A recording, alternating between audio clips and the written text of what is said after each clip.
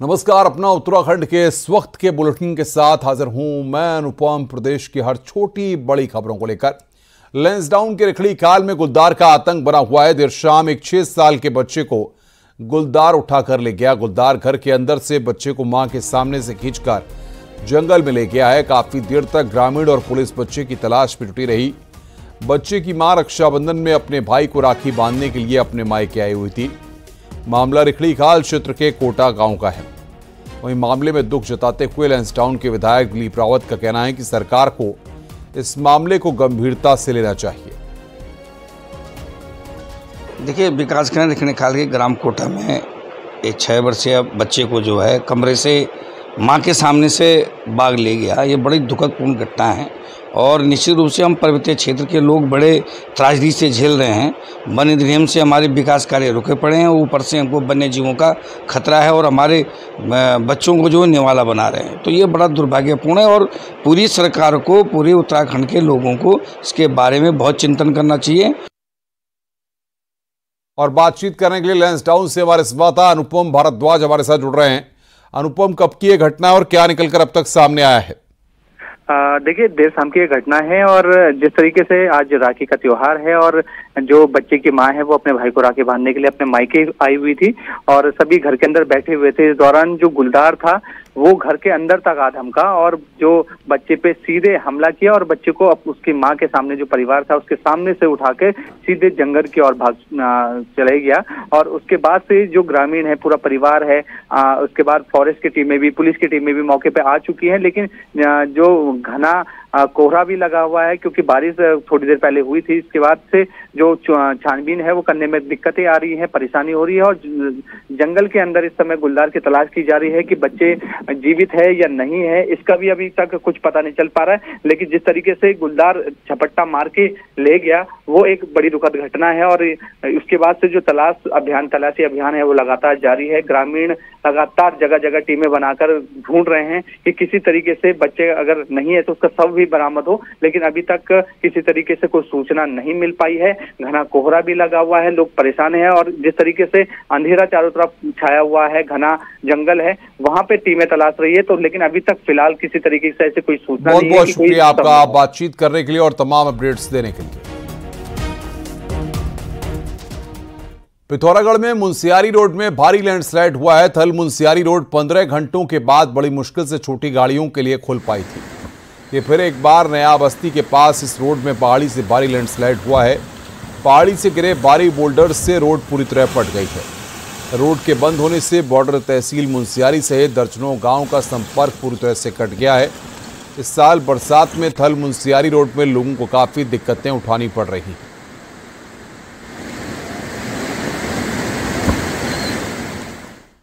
विकासनगर में Delhi Yamunotri national highway पर लगातार 3-4 दिन से लैंडस्लाइड की तस्वीर सामने आ रही है। सोमवार को भी जूडो बैंक के पास बड़ा लैंडस्लाइड हुआ।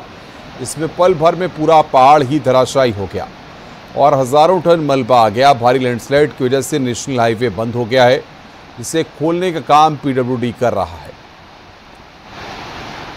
और अब आपको हम 2 तस्वीरें दिखाने जा रहे हैं। ये 2 तस्वीरें अपनी स्क्रीन पर आप देख रहे हैं, जिसमें एक और कल भी, आज भी और कल भी इसी हाईवे पर लैंडस्लाइड हुआ था, जिसमें एक पीडब्ल्यूडी का कर्मचारी भी फंस गया था, जिसे एसडीआरएफ की टीम ने निकाला है। वहीं आज भी जबरदस्त लैंडस्लाइड हुआ है।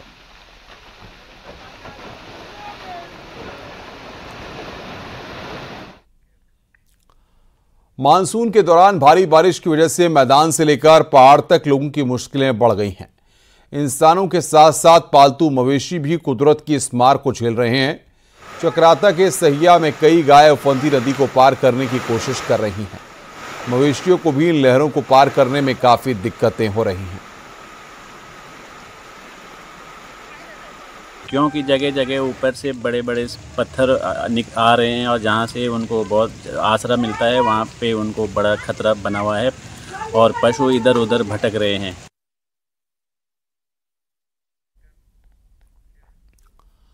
चमोली के दशोली ब्लॉक में कई गांवों को जोड़ने वाली कुहेड़ मथरपाल रोड पर भारी मलबा आ गया।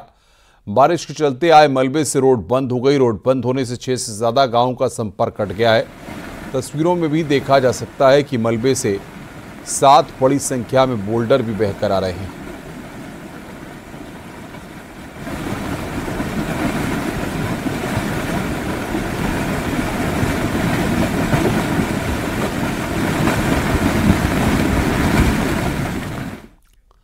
मौसम विभाग ने उत्तराखंड में तेज बारिश का अलर्ट जारी किया है। 20 अगस्त को भी देहरादून, बागेश्वर, पिथौरागढ़, नैनीताल, चंपावत, उधम सिंह नगर में रहेगा ऑरेंज अलर्ट। मौसम विभाग ने लोगों को सतर्क रहने के निर्देश दिए हैं।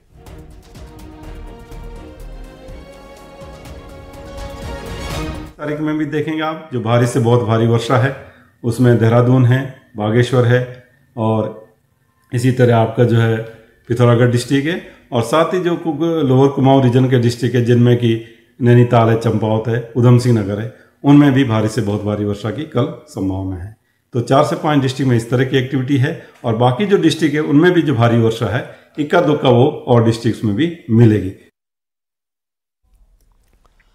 राखी के मौके पर अपने दोस्तों के साथ ऋषिकेश में छुट्टी मनाने आए हरियाणा निवासी एक युवक के साथ हादसा हो गया। युवक आनंद शर्मा पैर फिसलने से सच्चा धाम घाट पर गंगा की तेज धारा में बहने लगा। इस बीच मौके पर मौजूद लोगों में चीख पुकार मच गया, जिसके बाद एसडीआरएफ की टीम लगातार युवक को खोजने में लगी रही। फिलहाल सफलता नहीं मिल पाई है।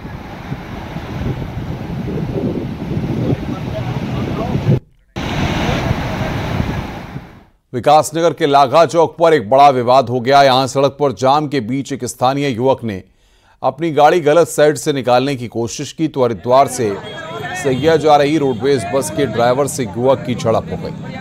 विवाद बढ़ा तो कार ड्राइवर ने कुछ लड़के बुलाए और बस ड्राइवर और कंडक्टर की पिटाई कर दी। इस दौरान दोनों तरफ से विवाद बढ़ता देखकर सहसपुर थाना पुलिस ने मौके पर पहुंचकर मामले को शांत कराया। बस ड्राइवर और कंडक्टर को गंभीर चोट आई है, इसे इलाज के लिए देहरादून अस्पताल में भर्ती कराया गया है। गाड़ी थी जो रॉन्ग साइड से आ रही थी और उसको पीछे करवाने के चक्कर में अपने बंदे बुला के ले आया और सीधे हथियारों से मार दिया।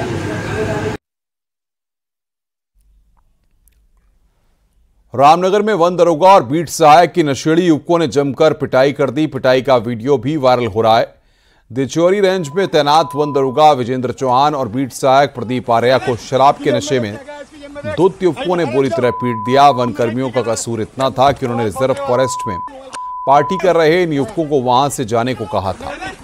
घटना का वीडियो वायरल होने के बाद वन विभाग की ओर से आरोपी युवकों के खिलाफ रिपोर्ट दर्ज करा दी गई है।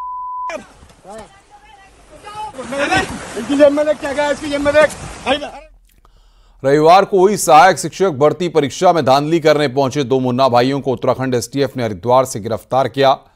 हरिद्वार नगर कोतवाली क्षेत्र के अंतर्गत सरस्वती विद्या मंदिर सेंटर के बाहर से पुलिस ने दोनों युवकों को गिरफ्तार किया है। पकड़ा गया आरोपी उत्तर प्रदेश के मेरठ और सॉल्वर अनुपम कुमार बिहार के पटना का रहने वाला है। आरोपियों की योजना एक अभ्यर्थी के बदले सॉल्वर को परीक्षा में बैठाने की थी। पुलिस के मुताबिक पेपर सॉल्व करने और नौकरी लगवाने का सौदा 16 लाख रुपए में तय हुआ था। दोनों आरोपी पिछले साल भी यूपी की परीक्षा में धांधली के आरोपों में गिरफ्तार होकर जेल जा चुके हैं। दोनों के खिलाफ नकल विरोधी कानून के तहत केस दर्ज कर जेल भेज दिया गया है।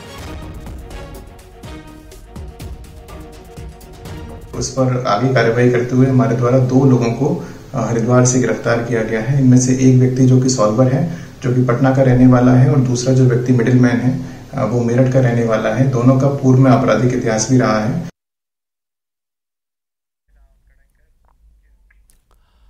जम्मू कश्मीर के लेह में सैन्य युद्धाभ्यास के दौरान गैरसैंण के रहने वाले हवलदार वसुदेव सिंह परोड़ा शहीद हो गए। सोमवार को शहीद वसुदेव सिंह का पार्थिव शरीर उनके पैतृक गांव सारकोट लाया गया। बेटे का शव देखकर परिजनों और गांव वालों का रो रो कर बुरा हाल है। गांव के पैतृक घाट पर सैन्य सम्मान के साथ शहीद को अंतिम विदाई दी गई। वासुदेव सिंह साल 2010 में भारतीय सेना का हिस्सा बने थे। वे इन दिनों लेह में भारतीय सेना के 55 बंगाल इंजीनियरिंग में तैनात थे।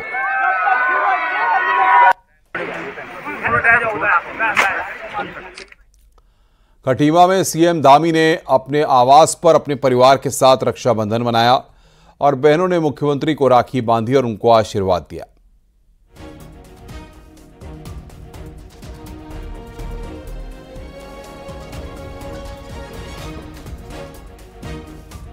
रक्षाबंधन के पावन पर्व पर मुख्यमंत्री आवास पहुंचकर संत महात्माओं ने सीएम पुष्कर सिंह धामी को रक्षा सूत्र बांधे। मुख्यमंत्री ने संत महात्माओं का स्वागत कर उनका आशीर्वाद प्राप्त किया। इस मौके पर अखिल भारतीय अखाड़ा परिषद के अध्यक्ष रविंद्र पुरी, महामंडलेश्वर स्वामी हरिचेतनानंद तथा महामंडलेश्वर स्वामी यतीन्द्रानंद गिरी ने मुख्यमंत्री से भेंट की। उन्होंने मुख्यमंत्री को रक्षा सूत्र बांधकर उनके दीर्घायु तथा मंगलमय भविष्य की कामना की।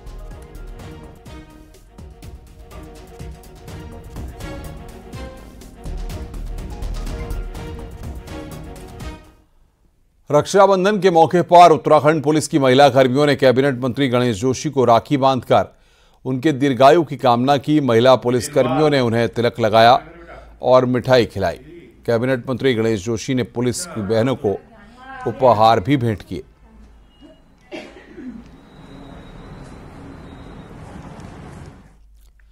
एम्स ऋषिकेश में धरने पर बैठे रेजिडेंट डॉक्टरों ने रक्षाबंधन को कोलकाता पीड़ित की याद में अनूठे ढंग से मनाया। रेजिडेंट डॉक्टर ने सिक्योरिटी गार्ड और पुलिस अधिकारियों के साथ रक्षक बंधन बनाया और अपनी रक्षा का वचन लिया।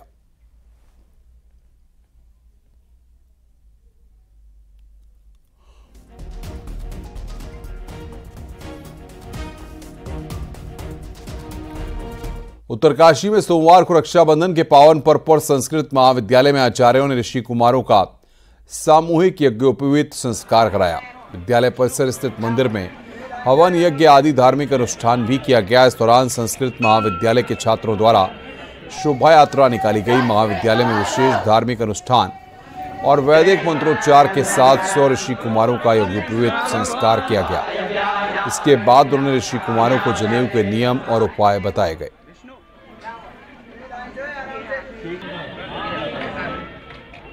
100 बच्चों का वेदारंभ यज्ञोपवीत संस्कार हमारे महाविद्यालय में हुआ है और यह संस्कार सबसे उत्तम संस्कार माना जाता है। रुक रहे हैं यहां पर एक ब्रेक के लिए। खबरों का सिलसिला लगातार जारी है।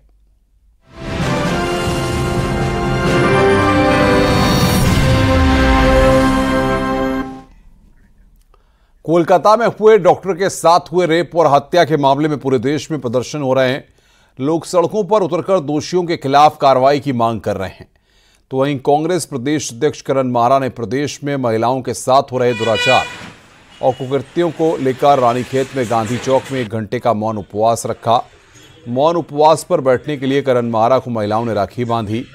करण मारा ने कहा कि बेटी बचाओ बेटी पढ़ाओ का नारा देने वाली सरकार के कार्यकाल में इन 7 सालों में हम महिला अपराध में आखिरी स्थान से पहले स्थान पर आ गए हैं।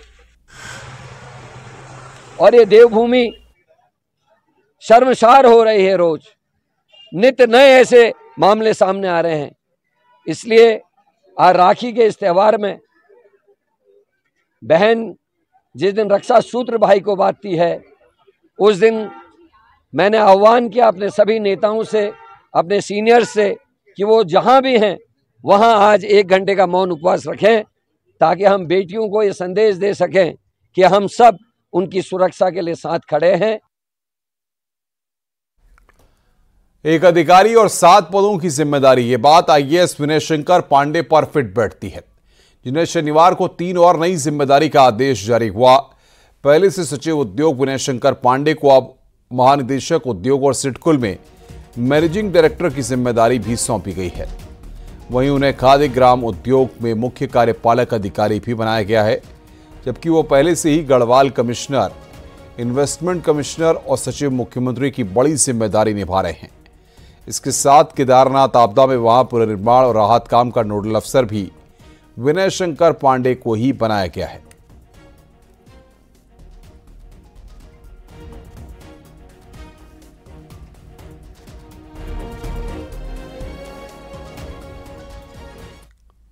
इस बुलेटिन में फिलहाल इतना ही। नमस्कार।